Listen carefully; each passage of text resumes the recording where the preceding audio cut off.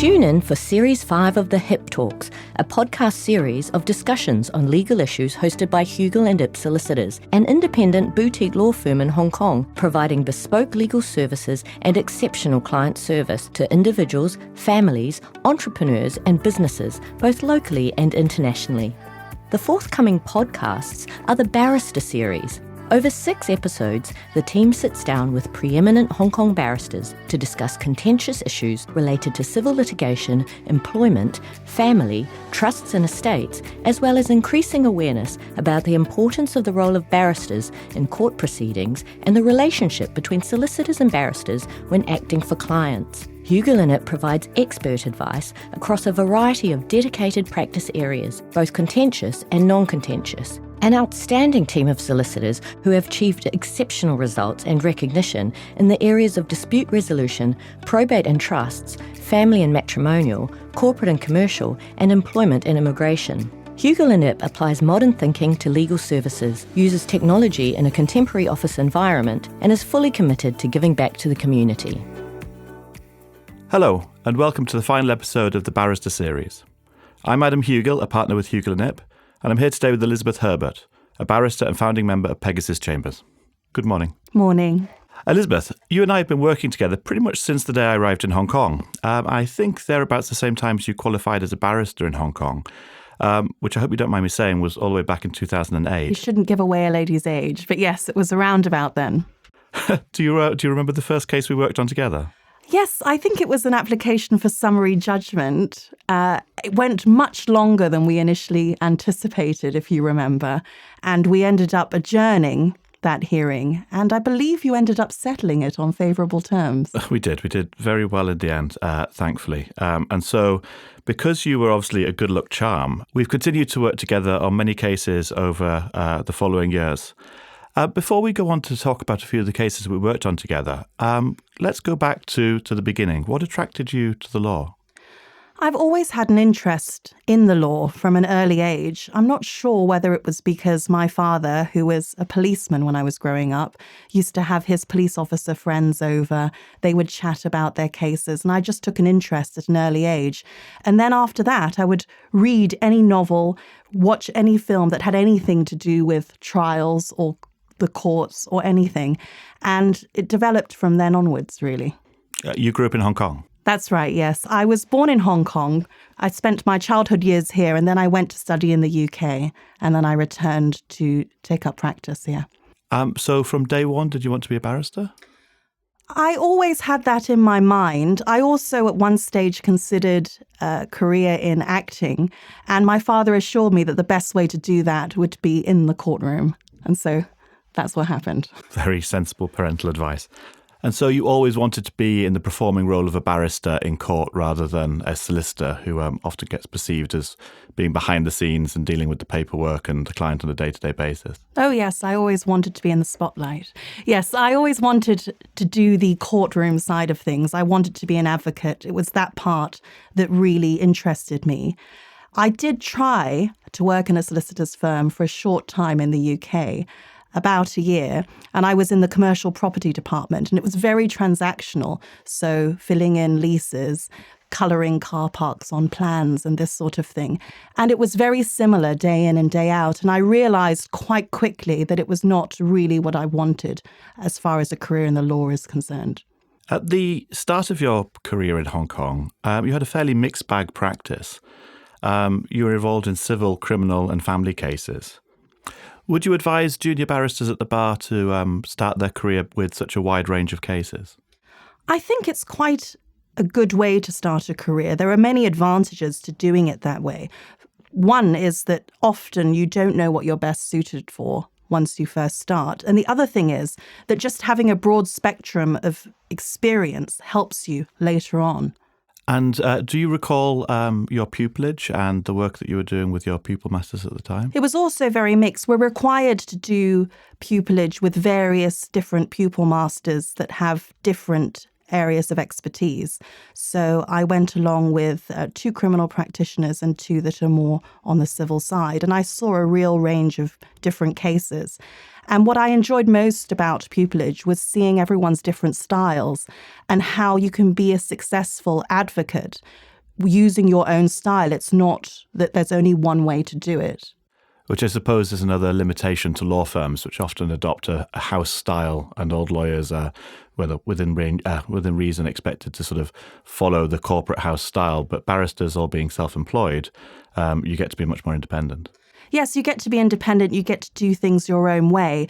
When you first start out, it's obviously best to do things the way you are taught and then let your practice develop. And you'll find your own style, and that happens quite organically. Fantastic.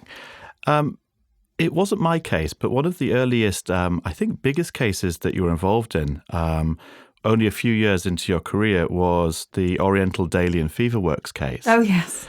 It went all the way to the Court of Final Appeal. My partner, Alfred Ip, I think, was the handling partner working with you on that case. Could you tell us a little bit about that case? It's all in published judgments, and so we can talk about the issues. And I think it was a groundbreaking case, essentially worldwide, on the issue of internet defamation. It was a very, very interesting case. We were determining the liability of an internet forum host for comments posted on their forum by third parties. And it was a world first in terms of a final judgment on this question of law. There had been other judgments elsewhere in the world, but only in an interlocutory stage. So it was a world first at the time, which made it incredibly exciting. And what was exciting about it was that we got to read so many cases, both Hong Kong cases and international, in order to help us work out what the liability or what our arguments on liability should be. And was it intimidating appearing in front of the Court of Appeal and the Court of Final Appeal whilst being so junior? I was not on my feet, so I had a leader at the time. I don't think I was intimidated so much that I was in awe of the whole thing. I think as a junior barrister, to be lucky enough to have a case of that caliber and in a Court of Final Appeal is quite amazing and something that you just don't forget. Well, unfortunately, most of my cases start in the Labour Tribunal, and my idea of cases going to the highest court is an appeal to the High Court. I think I've been in the Court of Appeal once in the last few years. It doesn't happen very often. Going back to the matters that we've worked on together, one of the large areas is discrimination. We've worked on a number of discrimination cases over the years, which is rather fortunate because there aren't that many cases that go through the court system, and even fewer that go all the way to trial. And so judgments and authorities and Hong Kong law on discriminatory matters are still somewhat few and far between. Why do you think it is that Hong Kong doesn't have many discrimination cases that are litigated all the way through to trial? Well, I think there's a number of reasons for this. I think when you're dealing with things like discrimination and sensitive topics in particular, that employees can be really reluctant to speak up and come forwards, even if they feel that they've been wronged in some way. So I think one of the issues is this, that people just are reluctant to speak up. I also think that the process lends itself to settlement. I think that the EOC, through their conciliation process, settle many cases or help to settle many cases. So there's another reason. And often, as well, compensation is rather limited. So you're not going to get your huge payout from running the case. So for a lot of people, they may not see necessarily the value in coming forwards. They take a risk in exposing themselves and don't necessarily end up with much in the way of damages. So I think those are the main issues. It is high risk. Because the discrimination cases are few and far between in Hong Kong, one of the things we have to advise our clients is that as soon as a case is filed, almost certainly it will be published in some form of publication. And this certainly acts as a incentive for employers to settle with employees during the EOC stages. And again, it was very thoughtful of the legislature to put in place the summarised equal opportunities rules to try and make the process a little bit shorter than the sort of usual white book litigation. But the case still requires full trial. You do still have to go for trial if you don't manage to settle the case. So that, in most cases, does require representation because it's not an easy thing to litigate on your own. Not at all. I refer to it to clients as sort of full wigs and gowns trial. A lot of employment matters obviously are handled in the Labour Tribunal. And employers and employees are usually somewhat accustomed to how the Labour Tribunal works and appreciates the sort of inquisitorial judge-led system. The discrimination is very, very different. In the UK, discrimination cases are handled by the Employment Tribunal. And so all employment cases have a very similar flavour to them. Whereas I think with the Hong Kong system and all cases appearing in the district court, it's far more intimidating for individuals to start cases than it would be to bring the case in the Labour Tribunal. I think that's true. And of course, with all that comes with a public hearing, I mean, you can help a little with that. In some cases, you can anonymise your client's name from appearing in the media, and that might help some people come forwards and make complaints. But again, there's no guarantee. So this is something I think a lot of people are probably put off by, as the fact of a full and public trial on matters that can sometimes be very personal and very private. Very. Also, you mentioned costs and the awards of damages that are given through the district court in discrimination cases. One of the things that we always have to advise the clients on is that the costs burden is slightly different to the regular court system. And so each party typically would bear their own costs. I can understand the rationale for that because it's to encourage people who've been discriminated against to bring their cases. Absolutely, because they don't want to be faced with the idea of paying the other side's costs when the other side might be this big corporate entity and you're in this David and Goliath kind of situation. So that's why the rationale exists. But at the same time, not having your costs paid for at the end of the day is something you have to bear in mind when you're launching a claim. It is. If you're a sort of relatively modest earner in Hong Kong and you are discriminated against on whatever grounds of discrimination, you can gain your financial costs back, which usually your loss of employment for a period of time, 6, possibly even up to, say, 9 months, and then injury to feelings. But injury to feelings doesn't mean what I think most employees think it means. Everybody, probably through movies and TV dramas and the like, think that they're going to have a huge sort of 7-figure payday. And that doesn't materialize. No, I think we probably have Hollywood to blame for that. But no, certainly in Hong Kong, you're not going to get huge payouts. And I've found that usually the cases that do go to trial, that I deal with at least, it's not really a question of money. It's not about the money. It usually involves an employee or someone who feels like they've been wronged in some way and that their action in bringing the case to court will hopefully either enlighten the employer so that it doesn't happen to someone else, or at least bring some awareness around the issue. A lot of the times in these cases, what someone really wants is just a recognition that they've been treated unfairly, discriminated against, etc. And they're not actually looking for a huge payout, which is good because you don't often get one in Hong Kong. We also worked on a case where we had the opportunity to view this from the other side. It was an individual who was accused of sexual harassment by one of his junior employees. Yes, I remember this one. The difficulty with that case is that the gentleman in question, who was ultimately vindicated, there was no finding against him of any wrongdoing whatsoever, but he had to go through, I think, about 3 or 4 years' worth of legal proceedings, starting in the Equal Opportunities Commission and going all the way through to, I think, what turned into a 7 or 8 day trial, being accused of sexual harassment. And that poses an incredible toll on him as an individual, on his wife, on his family. And so that was a case very much along the same vein as that somebody that needs to clear their name. So it's a point of principle. Yes, that one was very tricky. You could see that it was obviously taking a toll on the client. I mean, nobody wants to be accused of such things, particularly when they feel like they have not done anything wrong.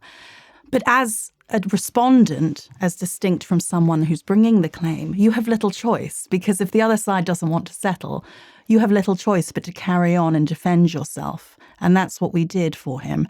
And in many ways, it's similar to criminal cases. Again, when a prosecution is brought in a criminal case, one doesn't have a choice. If no plea bargain can be reached, then you're going to trial and you're defending yourself. So there's that similarity as well between the two areas.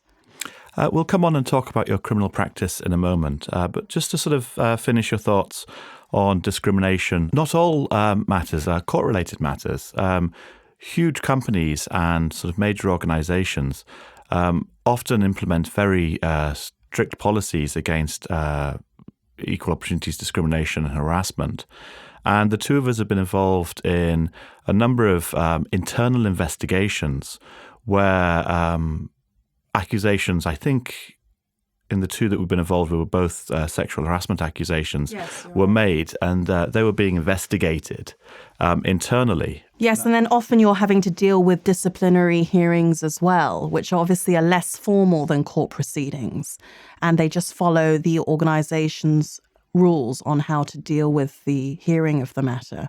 So we've had to deal with those as well, and they're very different from a court experience because it's not a formal process. I mean, there are rules, but it's not as formal as a courtroom process.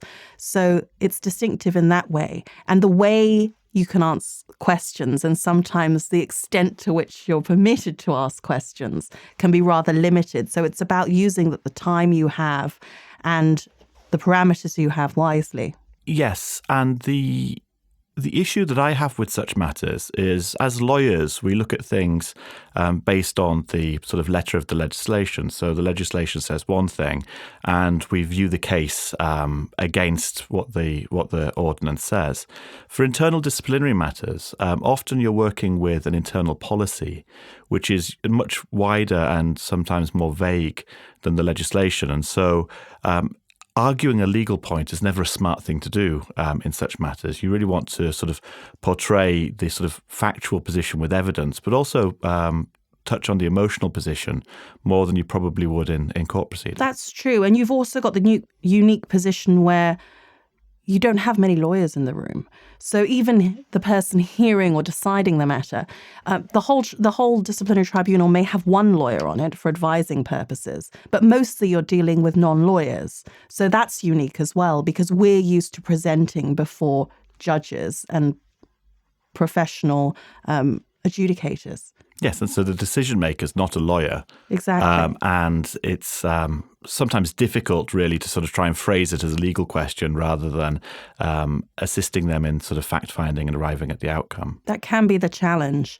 And it can be difficult as well for the person going through it, because often the panel is set up with people that they view in some sense as their peers. So that can be very challenging for them to deal with as well. Absolutely. And also from an employment perspective, which is somewhat unique, usually the accuser and the accused are still working in the same environment together, depending on the size of the organization, may even still be part of the same team. And so it's a very awkward dynamic for everyone involved. It can be difficult, and it can also be very high tension, high emotion, which is obviously has its challenges when you're dealing with that kind of situation as well.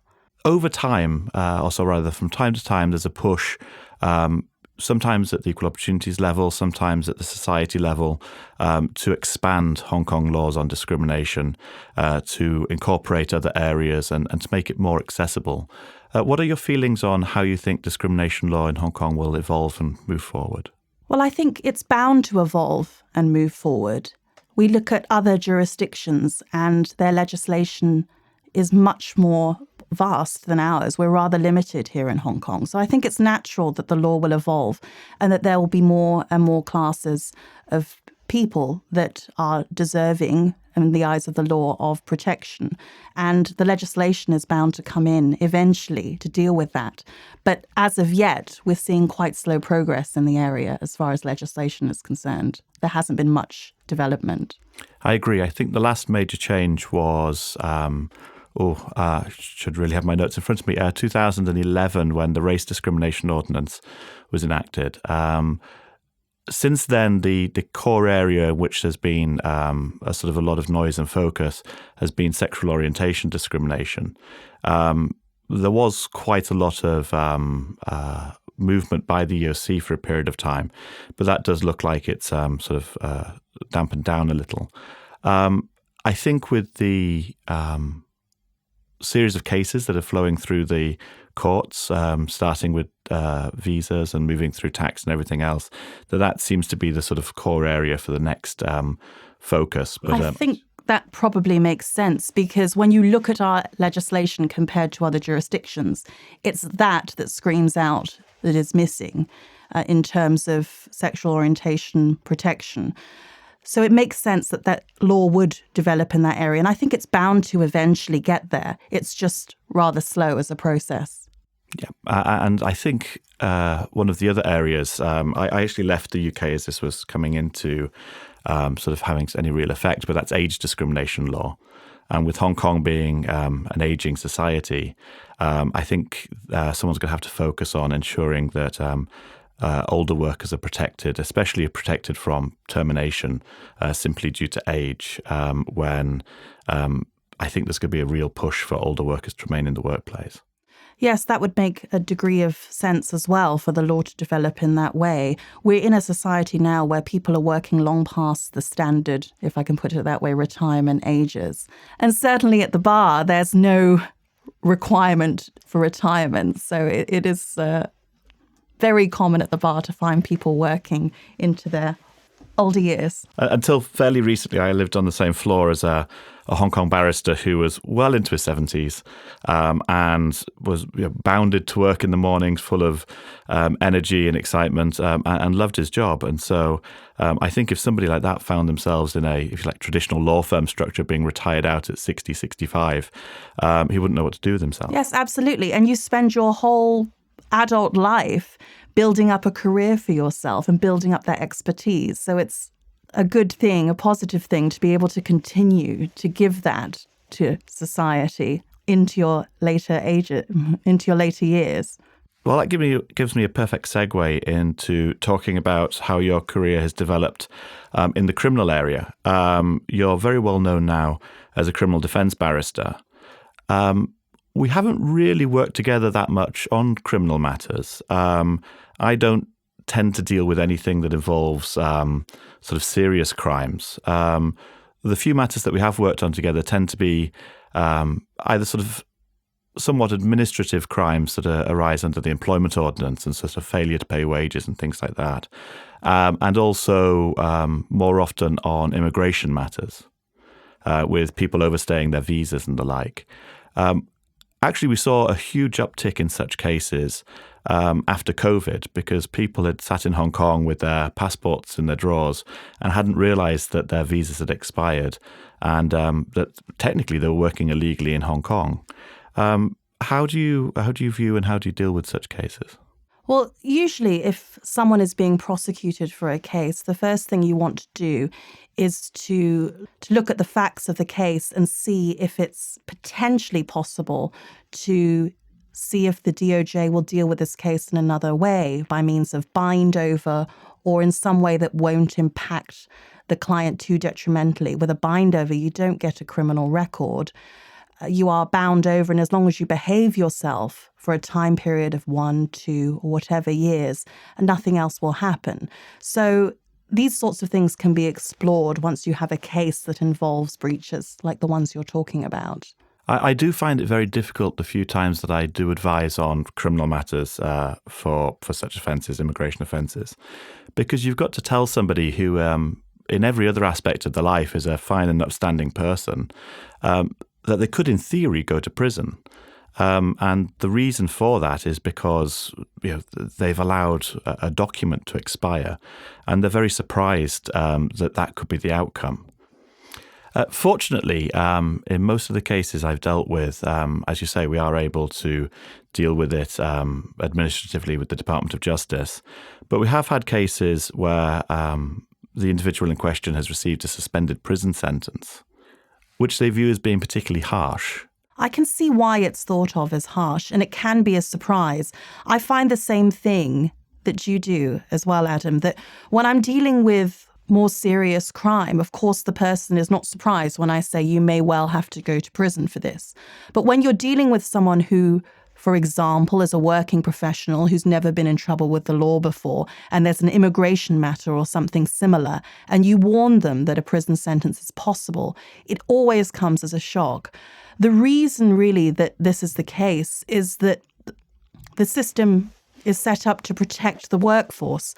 And it's really aimed at those blue-collar workers that are working in restaurants, driving trucks, and dealing with this sort of work to ensure that their jobs are protected and not taken over by people outside of Hong Kong. So that's why the rules exist, and that's why they're as harsh as they are. But I do have sympathy for people that fall foul of the law in circumstances such as this, because often they don't realise, and that's of course no defence, but they don't realise how serious a matter it is. Exactly, it's just a mistake, and quite often in such matters, employees spend or put a lot of reliance on their employer to get this right. And if it slips at HR, someone forgets to renew a visa and the like, they often don't see it as any fault of theirs, and it's a very heavy consequence. I've even had clients that have left Hong Kong just because of the mere threat of an investigation. They've sort of stopped their career upended and moved back to Hong Kong because of that risk of imprisonment. I've had many cases where, for example, the employee has left it to the employer, or the employer's even sent a letter saying, we've got you your visa that you need to come and work in Hong Kong. And they've come and worked, and then there's been some kind of immigration raid or something, and they're arrested, and they're at least put on remand for a while before being granted bail. And that can be very shocking. And often they don't even realise that they don't have the proper visa. But it does just show how important it is to check that all these things are correct and in order before you take up a job here in Hong Kong.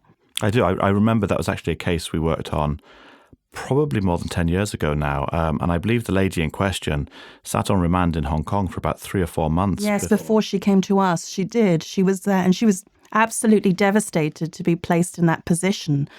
She was in a real emotional state at the time we saw her. And I was very pleased to be able to assist her in the way that we did, because she had all the letters from the employer showing that they had told her that she had the correct visa, which just wasn't the case. Exactly, she wasn't at fault at all. Looking to your sort of mixed practice that we described earlier, and the fact that you're now a renowned criminal defence barrister, what do you think that you learn from your civil practice that you can apply to your criminal practice and vice versa? I think it can be very useful on a civil case having criminal experience. The reason I say that is because cross-examination in criminal case is so different. In civil cases, often you're cross-examining based on documents, based on exhibits that are already there before you. You can plan exactly what you're going to say. In criminal cases, of course, there's a degree of cross-examining on witness statements and on documents. But most of the time, or at least a significant amount of the time, it can be things that you've just heard there and then in the courtroom. So it forces you to be able to adapt, and it forces you to be able to deal with spontaneity. And I think that helps in a civil practice as well, because even though you are much more relying on documents and exhibits in cross-examination, there will still be times when your witness says something, or when the other side's witness says something that you just didn't really anticipate, or that's contradictory in some way. And so it helps to have that experience of dealing with things and being able to adapt your questioning. Yes, I don't know how you do it really. Witness statements in civil cases, people probably don't realise, but sometimes they're prepared even a year or so ahead of the trial. And so that evidence is locked in for you to troll through and scrutinise against all of the evidence.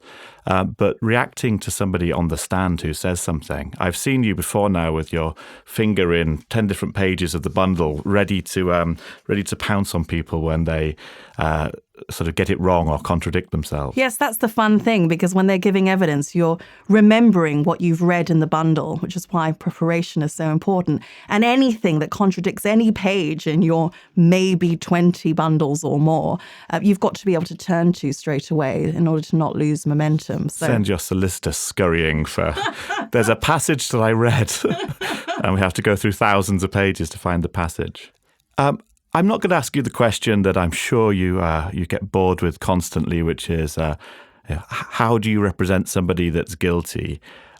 Because obviously everybody's entitled to fair representation. But what I am intrigued by is, as a barrister, you're carrying a lot of weight on your shoulders, especially a criminal barrister, where somebody's liberty is at risk. Civil cases are largely about money, and I don't mean to say just about money, but it is money. Defending somebody who runs the chance of going to jail, possibly for a very long time, must have a huge impact on you. I think it's something like anything that you just get used to. I remember when I was doing my first trial, which was a cruelty to animals case, which involved a killing of a deer. I was terrified of the idea that I was representing someone with his liberty at stake, and I channeled that into just spending as much time preparing the case as possible so that I could be as well prepared as possible.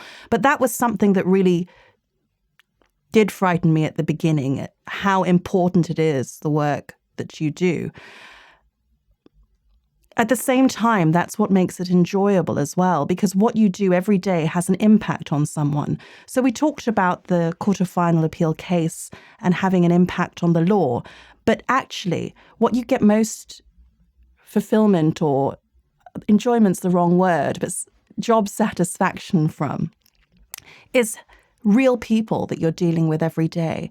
When you help someone and it makes a real impact on their lives, whether it's because they now don't have to go to jail because they're found not guilty, or whether it's a child custody case and the family is staying together, whatever it is, you've really made an impact on someone. And I think that's really the joy of what we do. I agree. It's very similar to my practice as an employment lawyer. A human is often at the very center of everything that we do, whether it's, if you like, day-to-day employment issues, or whether it is discrimination or workplace injuries or things like that. There's always a human element to this. It's not purely sort of business and transactional. And I think that's what my cases have in common. So some people say to me, well, hang on a minute, you're doing mainly criminal, but then you do these pockets of civil law, like the discrimination and harassment aspect, or like some child custody cases, etc. But I think the answer to that is that there's a human in the center of all of this. And that is what attracts me to those specific areas of law. But also areas of law where you run the risk of seeing sort of some really horrific scenarios. How do you sort of distance yourself from that? Again, I think that's something that comes with practice. The first time you look at crime scene photos, particularly in a gory case, or even worse, the autopsy photos, the first time you do that, of course it's going to impact you. I don't think you'd be human if it didn't. But the thing is, it becomes part of the job. So it's just part of the bundle. It's not the most enjoyable aspect of the job, but it's just something that you have to do. So when you go through and you read the witness statements, you're also looking at the photos, you're also watching videos. And these days, a lot of this is actually captured on camera. So often you've got either CCTV or somebody phoning on their iPhone. So yes, there are many instances in which you see things that are unpleasant. But I think you just learn how to deal with that. And after a while, it becomes easy. You look at it as just part of the work. So you're starting to look at it through sort of barrister's eyes, and this is the job, rather than sort of taking on board on an emotional level what it is you're viewing. That's the aim. I mean, you always, of course, have some cases that resonate or perhaps make you a little emotional, but you have to sweep that aside and focus on your job, because that's when you're going to be at your best as an advocate, and that's when you're going to be representing your client at your best. So that's why it's important to be able to have that distance. And it also helps to have a good work-life balance for that as well. If you've had a really hard day, it helps to come away and do whatever you love in your spare time, whether it's going for a hike or spending time with your family and friends, and to just have that distance and remember that it's not all dismal and about the work. Indeed. Outside of work, the two of us are both involved in Hong Kong community theatre, so you did fulfill your dream of being an actress. About 6 years ago, Alfred Ip and I decided to, if you like, break away and set up our own law firm, which was a huge move and something which I'm very pleased I did with hindsight, but it was very scary at the time. You've been through a very similar journey yourself. About 3 years ago, you broke away from your chambers and set up a new chambers with David Boynton, Pegasus Chambers. Can you let us know why you decided to do that? There were many, many reasons behind it, but largely David and I just shared a common ethos and this idea of wanting to create a place where juniors could thrive. So with more of a focus on the junior bar, we wanted to create an atmosphere in the place where juniors could come and talk to you about their worries, about their cases whenever they needed to. And that just helps sometimes, just having a sounding board or someone with experience to talk you through something. And not even necessarily receiving advice, but being able to say something out loud and process your own thoughts. And knowing that there are other people going through or that have been through the same thing you have. So we wanted to create a nurturing environment for juniors. And we also wanted to create opportunities for them, which is why David Boynton started the mentorship scheme at Pegasus, which essentially means that when you're newly qualified with us, you can choose to follow either David or I as junior in your first 3 months of practice.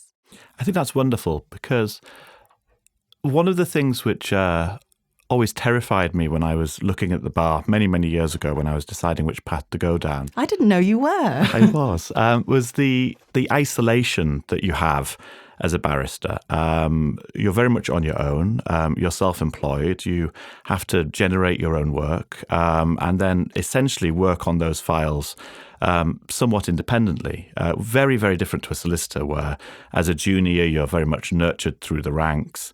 As you become more and more qualified, you sort of gain more responsibility and the supervision lifts, etc. But in a barrister's, and lawyers have been quite good at sort of modernising and sort of getting with sort of the modern times in terms of sort of technology, work-life balance and things like this, with international law firms leading the way.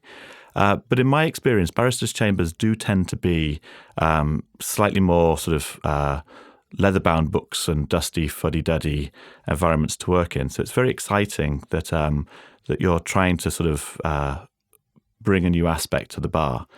Yes, that was the aim. I mean, we wanted to be as far from a traditional set as possible. Not that there's anything wrong with that, but it just wasn't us. So we just wanted to create somewhere that was a bit friendlier and where people could openly discuss things, of course, keeping everything about their cases confidential, but in general terms, just having other people to talk to that are going through similar things is of huge assistance. And I've been to your chambers. The way that your chambers is put together very much consistent with that. You have the huge open plan areas and the sort of collaborative working spaces, which I don't think I've seen in any other barristers' chambers. Oh, it's definitely unusual, but it was a decision that we knew we wanted from the start in order to create the atmosphere that we wanted, where we're sort of more like a family than separate barristers. To wrap this up and to wrap up the barrister season completely, can I ask you this question? Either what would you advise sort of the junior barrister or the person wanting to be a junior barrister today, or what advice do you wish that you'd received when you were starting out on this journey? What advice do I wish I'd received? I don't know, maybe don't beat yourself up so much. I think it's very easy to be hypercritical of yourself and to always pick at what you're doing, you know, in your own mind after you've finished a case or whatever, because this job, like no other, leaves you with that sense of, you know, when you exit the room, you just think, that would have been a nice way to phrase that, or I could have asked this additional thing, or things just keep coming to you because it's not a static sort of job. And I wish that someone had just told me, you know, all you need to do is do your job, do the best you can. If you're well prepared, you will be fine. Don't pick at yourself so badly. Thank you very much. That's excellent advice. Thank you very much, Elizabeth Herbert, for joining us on the final leg of the HIP Talks. Thank you for having me. Tune in and listen to more episodes of the HIP Talks podcast by checking the Insights section at www.hugilandip.com and the dedicated channels on Apple Podcasts, Spotify, Google Podcast, and Stitcher. They are also available on Hugill and Ip's YouTube channel. You can send comments and feedback to the email address hello@hugilandip.com.